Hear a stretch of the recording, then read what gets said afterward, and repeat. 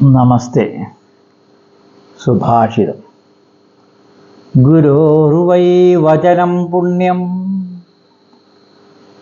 സ്വർഗ്യമായുഷ്കരം നൃണാം ഗുരുപ്രസാദാത് ത്രൈലോക്യമനശ്വാസച്ഛ സ്വച്ഛതക്രതുഃ. ഗുരോരനുമിതം പ്രാപ്യ സർവാൻ കാമാന വാപ്നുയാത്. ഗുരുവചനം പാലിക്കുന്ന മനുഷ്യന് പുണ്യവും ആയുസ്സും സ്വർഗവും ലഭിക്കുന്നു. ഗുരുവിൻ്റെ അനുഗ്രഹത്താലാണ് ദേവേന്ദ്രൻ ത്രിലോകങ്ങളെയും ഭരിക്കുന്നത്.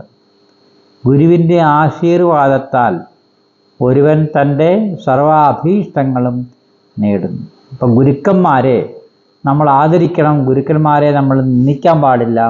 ഗുരുവചനങ്ങൾ പാലിക്കുന്ന മനുഷ്യന് പുണ്യം കിട്ടും, അവൻ്റെ ആയുസ്സിന് ദോഷം വരില്ല, സ്വർഗവും ലഭിക്കുമെന്ന് ഇവിടെ ഒരു ഗുരുവചനത്തിലൂടെ, ഗുരുവചനത്തെ പാലിക്കുന്ന ഒരാൾക്ക് എന്താണ് കിട്ടുന്നതെന്ന് നമുക്ക് ഈ ഒരു ചെറിയ സുഭാഷത്തിലൂടെ മനസ്സിലാക്കാം.